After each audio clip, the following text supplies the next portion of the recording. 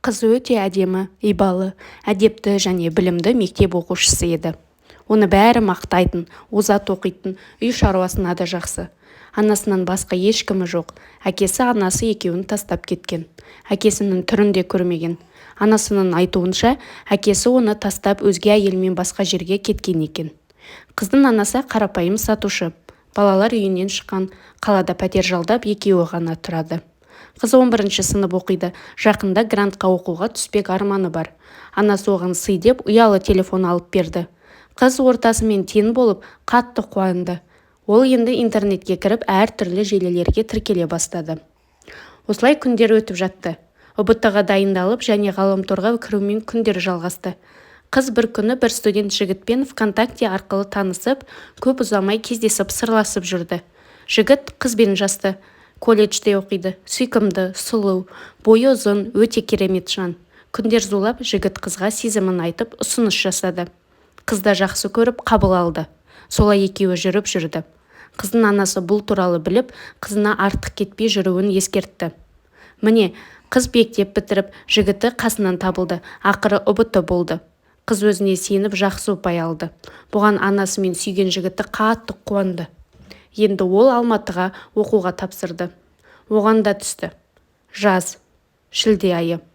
Жігіт оған үйленгісі келетінін айтты. Қыз келісімін бергенімен анасынан рұқсат сұрау керектігін айтты. Ал анасы жігіттің ата-анасы қарсы болмаса ақбатасын беретіндігін айтты. Апта соңында жігіт қызды үйіне әкеліп ата-анасымен таныстырды. Олар өте бай адамдар екен. Оларға болашақ келіндері ұнады. Жігіттің әкесі қызға сұрақтар қойып танысып жатыр. Қызым, әкен анан бар ма? Анам бар, әкем жоқ. Жә, өмір ғой, деп жігіттің әкесі ойланып қалды. Қызын, тегін кім? Ананның есімі кім? Тегім Хасенова, анам Үміт, деді қыз. Осы сөздер жігіттің әкесіне қатты тиіп, жүрегін жарып шықты. Себебі алдында отырған қыз, оның тастап кеткен туған қызы. Ойланып мұнға батты, бірақ ештеңе айтпады. Жігіт қызды үйіне апарған соң, ол үйіне оралды. Әкесі ұлына, ол қызға үйленбейсің, ол кедей, бізге лайық емес, деді кесіп. Әке, олай деме, бәрібір мен оны сүйем. Ұлым, бір нәрсе айтам, тек сен ренжіме, жарай ма? Я, айтыңыз. Әкесі бәрін айтып берді. Жігіт жылап, әкесіне қатты сөздер айтып, үйден шығып кетті. Қызға айтуға батылы бармады. Тастап кеткен әкенің ұлымен жүргенін естісе, қыз жолымайтынын білді. Қарындасын сүйгеніне қатты қиналып, хабарсыз жоқ болып кетті. Қыз алаңдап қоңырау соқты, өшірулі. Үйіне бармақ болды. Барды да. Ұлдарын сұрап еді, әкесі жылап, қызға ақиқатты жайып салды. Қыз езіле отыра жылап, әкесін ұра берді. Сол уақытта ұлдары келе қалды. Жігіт қызды жұбатып, екеуі үйден кетіп қалды. Қарындасы әрі сүйгеніне ол, біз кінәлі емеспіз, үйленеміз, мен сені сүйем, деді. Қыз, жоқ, жібер, сен менің ағамсың, үйленбейміз, кешір мені. Олай айтпа, сен мені сүйесің ғой.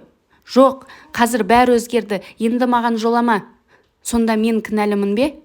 Жоқ, сен менің ағамсың, арамызда махаббат болмауы керек. Мен сені сүйемін ғой, деді жігіт қинала.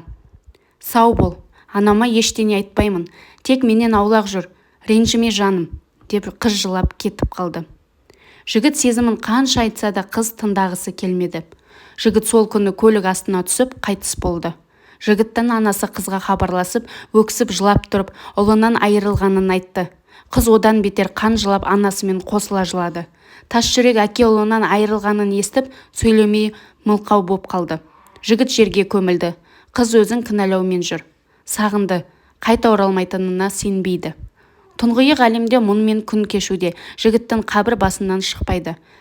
Әкесі мылқау. Өз ұлын жұтқаны үшін өзін жек көреді. Кім кінәлі?